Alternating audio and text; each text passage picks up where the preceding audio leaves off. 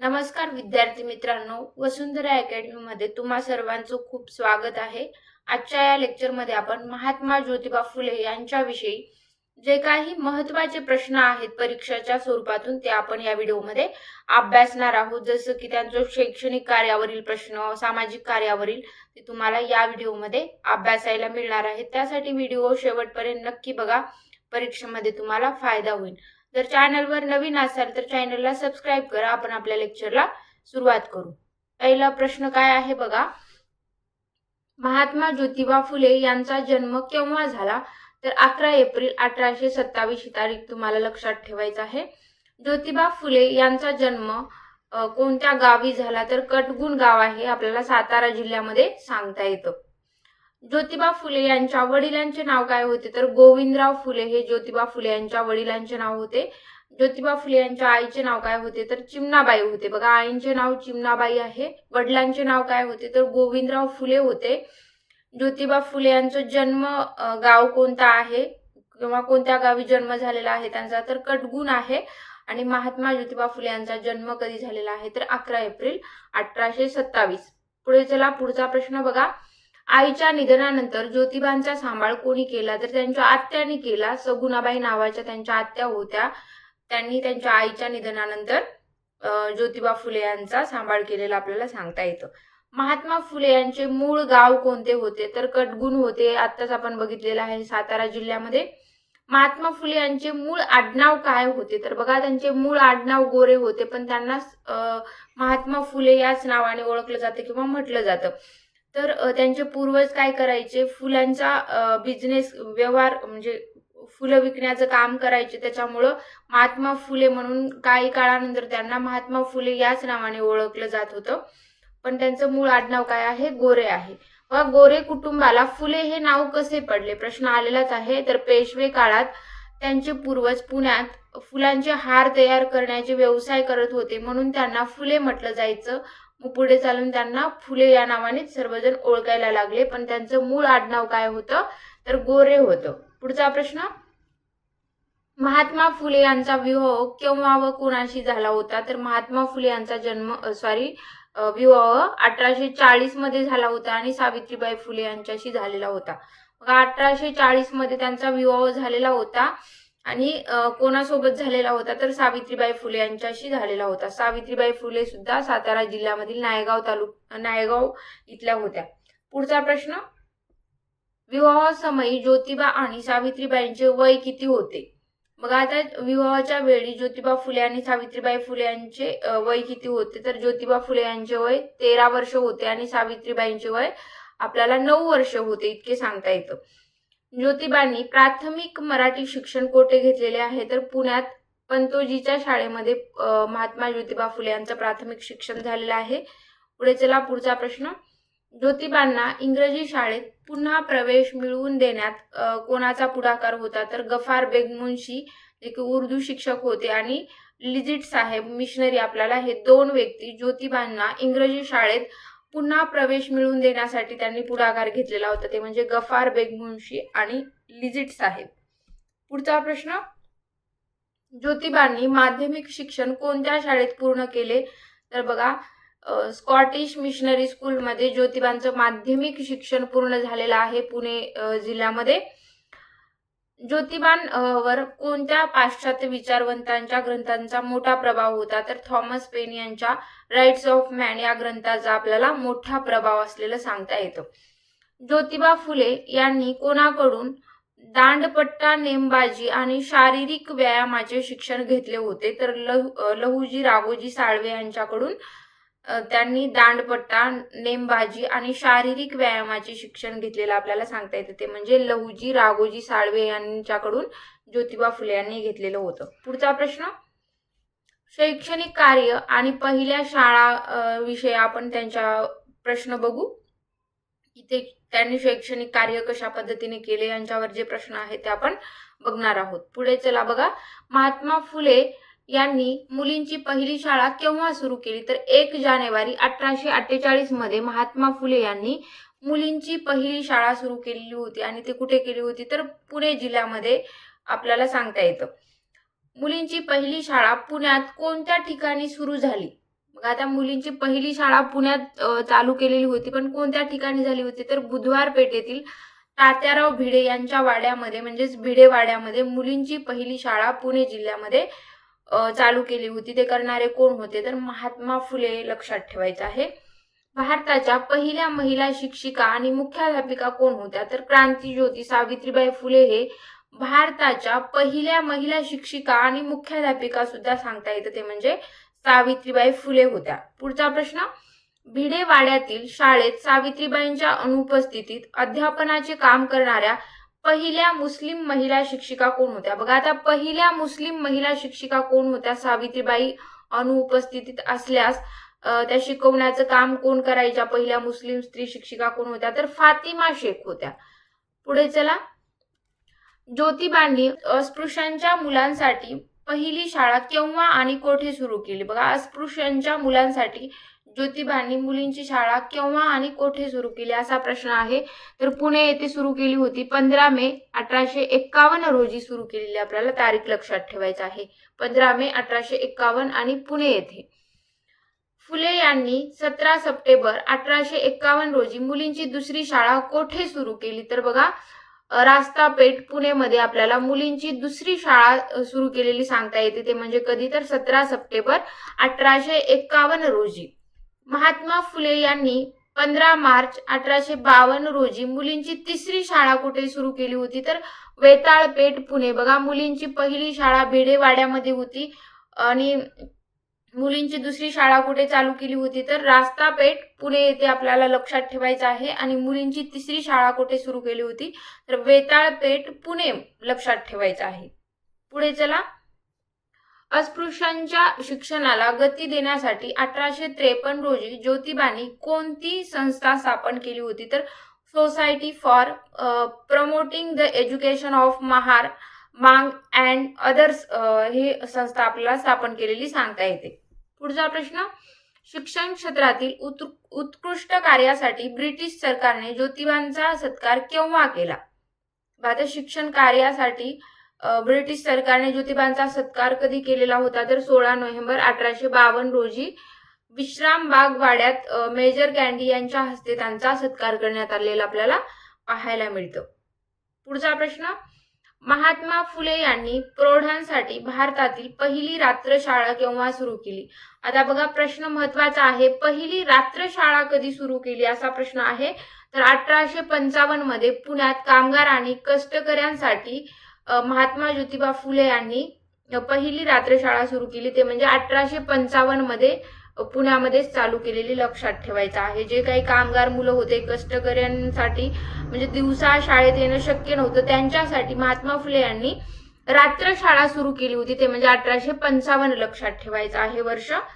ज्योतिबांनी स्वतःच्या घरातील पाण्याचा हौद अस्पृश्यांसाठी केव्हा खुला केला तर 1868 मध्ये केलेला आपल्याला सांगता येतं.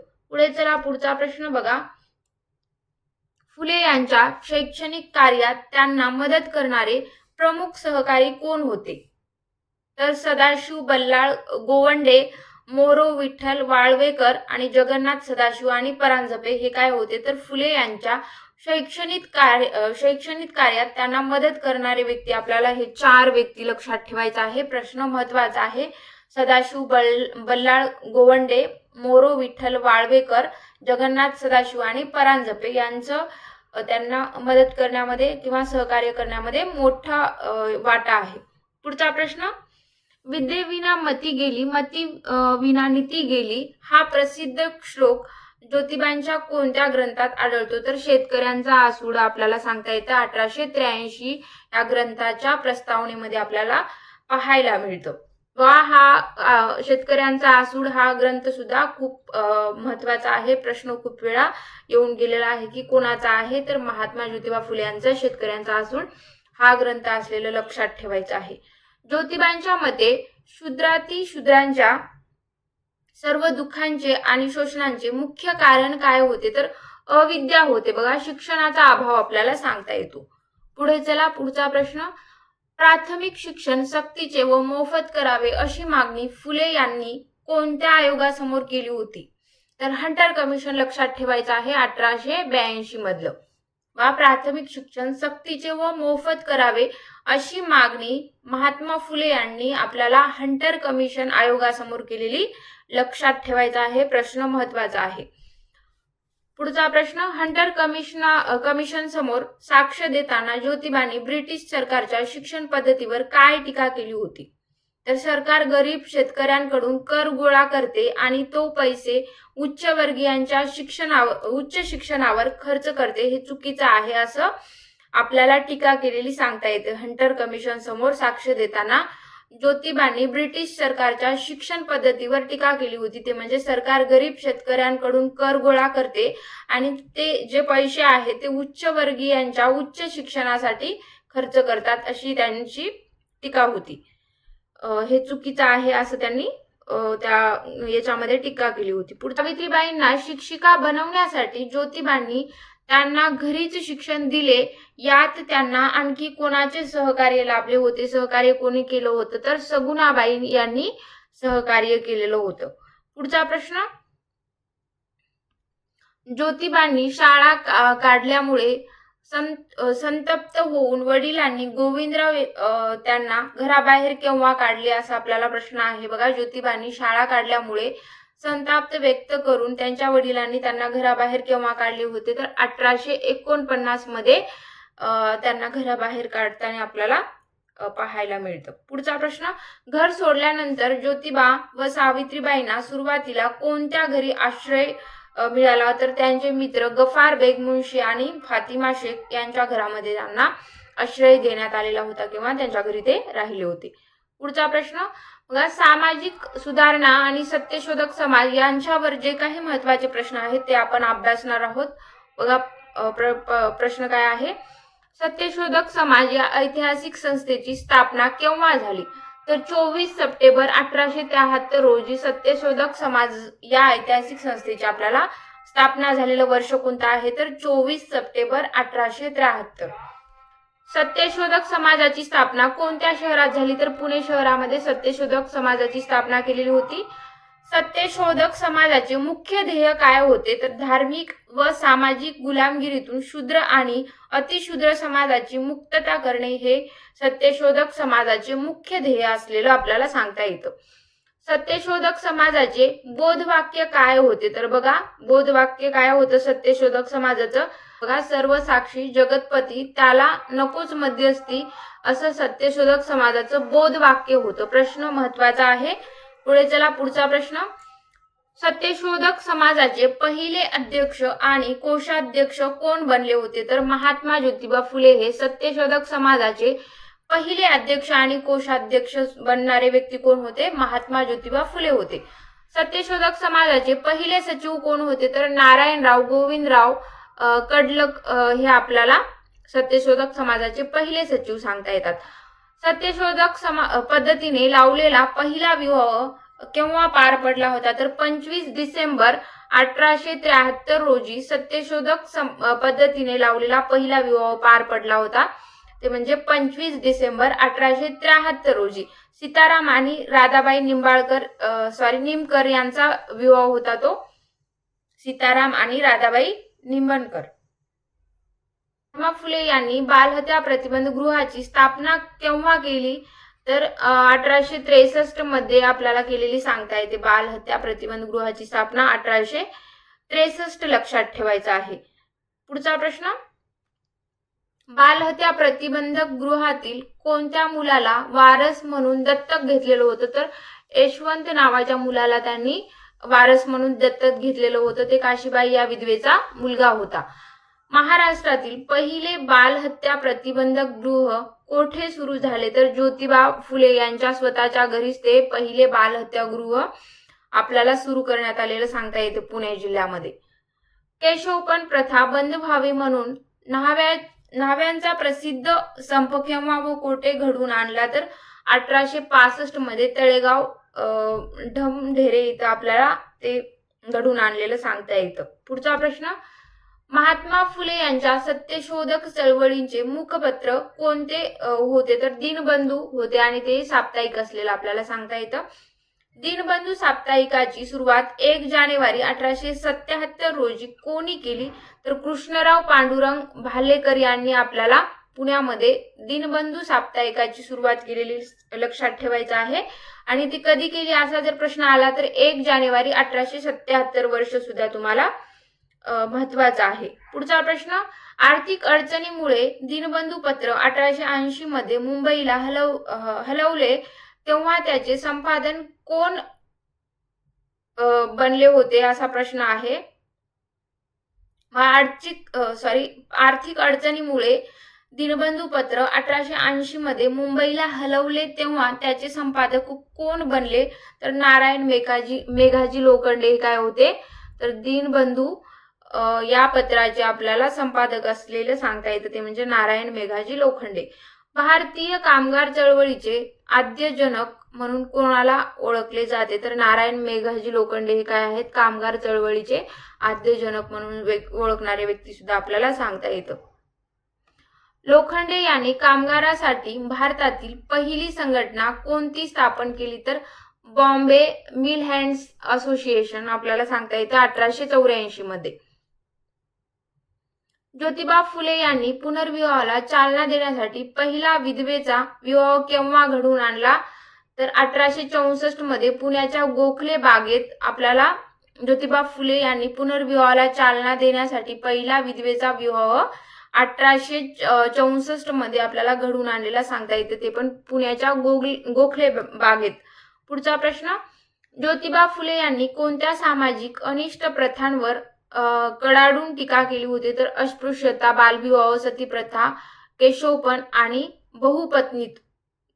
बहुपत्नीत्व लक्षात ठेवायचं आहे. पुढे चला, सत्यशोधक समाजाच्या कामाला मुंबईतून मोठी आर्थिक मदत करणारे तेलुगू बांधव कोण होते? तर वेंकू काळेवार आणि रमैया वेंकय्या अय्यावारू लक्षात ठेवायचं आहे. बघा कोण होते? वेंकू काळेवार, रामय्या वेंकय्या अय्यावारू हे काय होते? तर सत्यशोधक समाजाच्या कामाला मुंबईतून मोठी आर्थिक मदत करणारे तेलुगू बांधव होते. महात्मा फुले पुणे नगरपालिकेचे सदस्य कोणत्या काळात होते? तर 1876 ते 1882 या काळामध्ये महात्मा फुले हे पुणे नगरपालिकेचे सदस्य सुद्धा असलेले आपल्याला लक्षात ठेवायचं आहे. प्रश्न काय आहे बघा, 1877च्या मद्रास मुंबई दुष्काळात ज्योतिबांनी धनकवडी येथे काय सुरू केले होते? तर दुष्काळग्रस्त गरीब मुलांसाठी व्हिक्टोरिया अनाथालय सुरू केलेलं आपल्याला सांगता येतं. ते कधी केलेलं होतं? 1877च्या मद्रास मुंबई दुष्काळात केलेलं आपल्याला सांगता येतं. पुढचा प्रश्न, कोल्हापूर संस्थानात सत्यशोधक समाजाचा प्रसार कोणी वेगाने केलेला आपल्याला विचारलेला आहे की कोल्हापूर संस्थानात सत्यशोधक समाजाचा प्रसार वेगाने करणारे व्यक्ती कोण होते? तर राजर्षी शाहू महाराज यांनी वेगाने सत्यशोधक समाजाचा प्रसार केलेला होता. पुढचा प्रश्न, तर आपण आता ग्रंथ संपदा यांच्यावर प्रश्न काय अभ्यासणार आहोत. तर बघा प्रश्न काय आहेत. महात्मा फुले यांनी लिहिलेली मराठीतील पहिले सामाजिक नाटक कोणते आहे? तर तृतीय रत्न नाटक हे महात्मा फुले यांनी लिहिलेलं मराठीतील पहिलं सामाजिक नाटक आहे. 1855 मध्ये त्यांनी लिहिलेलं होतं, ते म्हणजे तृतीय रत्न.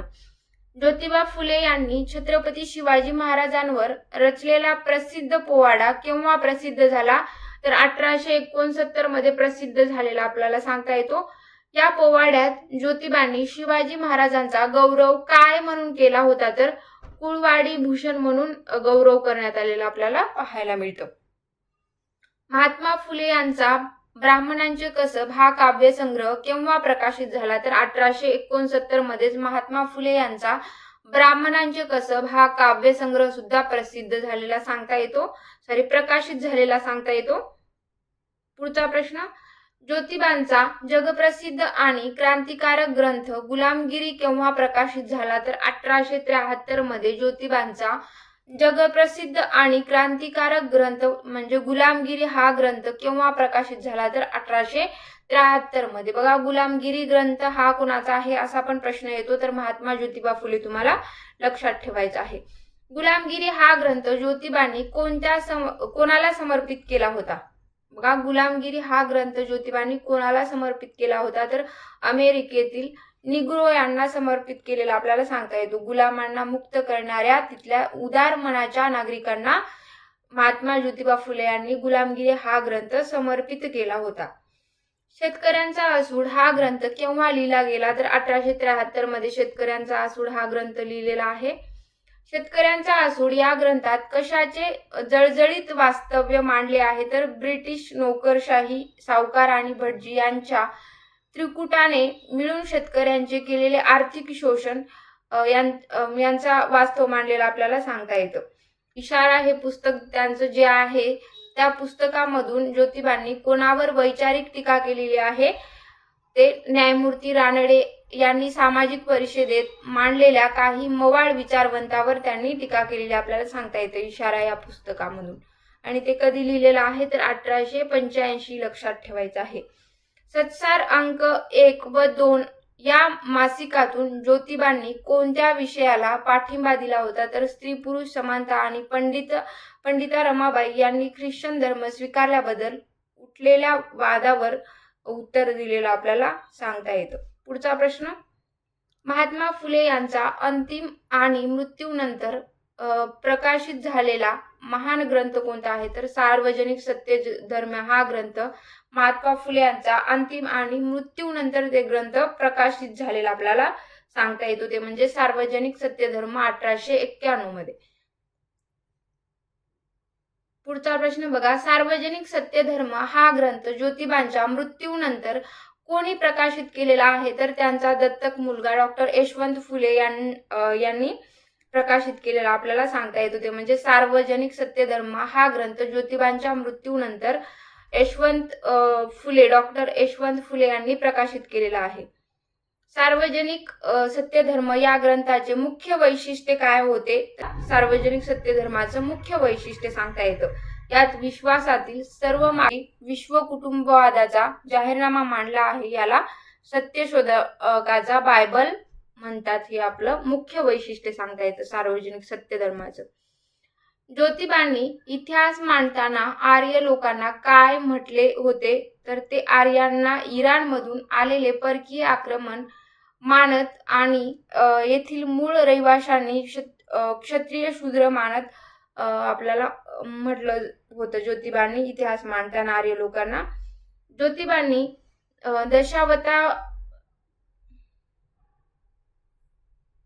बघा प्रश्न काय आहे, ज्योतिबांनी दशावतारातील कोणत्या पात्राला बहुजनाचा लोकराजा म्हणून प्रस्थापित केलं होतं तर बळीराजा आहे. अस्पृश्यांची कैफियत हा प्रकाशित राहिलेला ग्रंथ कोणी लिहिलेला आहे तर महात्मा ज्योतिबा फुले यांचाच कैफियत हा अस्पृश्यांची कैफियत हा सुद्धा अप्रकाशित राहिलेला ग्रंथ आपल्याला सांगता येतो. ज्योतिबांनी ग्रंथाच्या लेखनासाठी कोणत्या भाषेचा वापर केला होता तर तळागाळातील लोकांना समजेल अशी मराठी लोकभाषा या भाषेचा वापर केलेला होता ज्योतिबांनी त्यांनी जे ग्रंथ लिहिले होते त्या लेखनासाठी. पुढचा प्रश्न, तर बहुमान पदव्या आणि विचार यांच्यावर काही प्रश्न आपण अभ्यासणार आहोत. ज्योतिबा फुले यांना महात्मा ही पदवी केव्हा प्रदान करण्यात आली तर 11 मे 1888 रोजी ज्योतिबा फुले यांना महात्मा ही पदवी प्रदान करण्यात आली होती. ज्योतिबांना महात्मा ही पदवी कोठे व कोणी दिली तर मुंबईच्या मांडवी येथील जनतेच्या सभेत राव बहादूर वंडेकर यांनी मुंबईच्या नागरिकांच्या वतीने ज्योतिबांना महात्मा ही पदवी देण्यात आलेली होती. ज्योतिबा फुले हे खरे महात्मा होते असे गौरवोद्गार कोणी काढले तर राष्ट्रपिता महात्मा गांधी यांनी. डॉक्टर बाबासाहेब आंबेडकर आपले 3 विचारू गुरु मानतात. त्यातील त्याचे तिसरे गुरु कोण होते तर महात्मा ज्योतिबा फुले होते. बघा, डॉक्टर बाबासाहेब आंबेडकर आपले 3 विचार गुरु मानतात. त्यापैकी तिसरे गुरु कोण होते तर महात्मा ज्योतिबा फुले होते. पहिले गौतम बुद्ध होते आणि दुसरे संत कबीर होते आणि तिसरे कोण होते महात्मा ज्योतिबा फुले होते. डॉक्टर बाबासाहेब आंबेडकरांनी आपला कोणता प्रसिद्ध ग्रंथ महात्मा फुलेंना समर्पित केला होता तर शूद्रपूर्वी कोण होते हा ग्रंथ त्यांनी डॉक्टर बाबासाहेब आंबेडकरांनी महात्मा फुले यांना समर्पित केलेला आपल्याला सांगता येतो. महाराष्ट्राचे कार्ल मार्क्स किंवा आद्य सामाजिक क्रांतिकारक म्हणून कोणाला गौरवण्यात येते तर महात्मा ज्योतिबा फुले यांना गौरवण्यात आलेला आहे. ज्योतिबा फुले कोणत्या जागतिक क्रांतीच्या मानवी मूल्यांक समर्थक होता? तर फ्रेंच राज्यक्रांती आहे. स्वातंत्र्य, समता, बंधुता आपल्याला सांगता येतं.